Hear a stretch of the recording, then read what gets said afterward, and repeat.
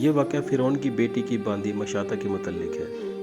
حضور اکرم صلی اللہ علیہ وآلہ وسلم شب معراج میں بیت المقدس کی طرف جاتے ہوئے مصر کے قریب ایک مقام سے گزر رہے تھے تو انہیں ایک نہایت اعلیٰ اور زبردست قسم کی خوشبو آنے لگی۔ آپ صلی اللہ علیہ وآلہ وسلم نے جبرائیل علیہ السلام سے پوچھا کہ یہ خوشبو کیسی ہے؟ جواب ملا کہ یہ فرعون کی بیٹی کی باندی مشاطہ اور اس کے معصوم بچوں کی قبروں سے آ رہی ہے۔ جبرائیل علیہ السلام نے قصہ بیان کیا کہ اللہ کے نبی مشاطہ فرعون کی بیٹی کی خادمہ تھی اور خفیہ طور پر اللہ پر ایمان لا چکی تھی۔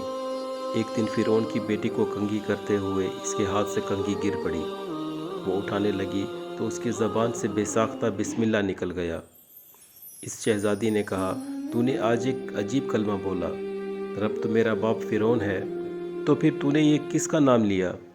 اس نے جواب دیا، فرعون رب نہیں ہے، رب تو وہ ہے جو مجھے، تجھے اور فرعون کو روزی دیتا ہے۔ شہزادی نے کہا، اچھا تم میرے باپ کے سوا کسی اور کو رب مانتی ہو؟ اس نے کہا، ہاں، میرا اور تیرا رب صرف ایک اللہ ہی ہے۔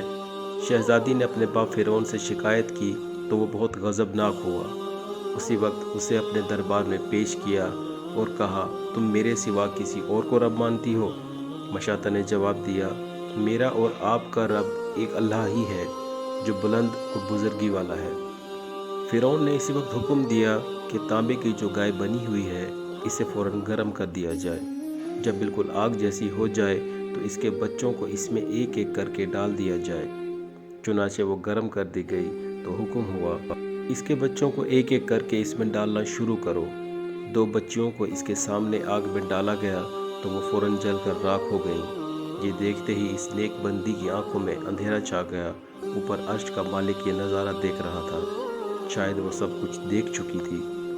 اس نے فرعون سے ایک درخواست کی جو فرعون نے منظور کر لی۔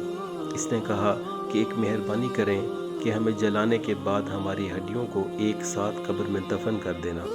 فرعون نے کہا، ٹھیک ہے۔ آخر میں جو چھوٹا بچہ ماں کا دودھ پی رہا تھا، فرعون کے سپاہیوں نے اسے آگ میں گھسیٹا تو اللہ تعالیٰ نے اسی وقت اس بچے کو زبان دی۔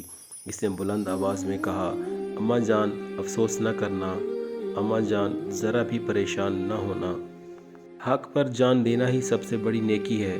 چنانچہ اس کی ماں کو صبر آ گیا، پھر اسے بھی آگ میں پھینک دیا گیا، چاروں کو جلا کر شہید کیا گیا۔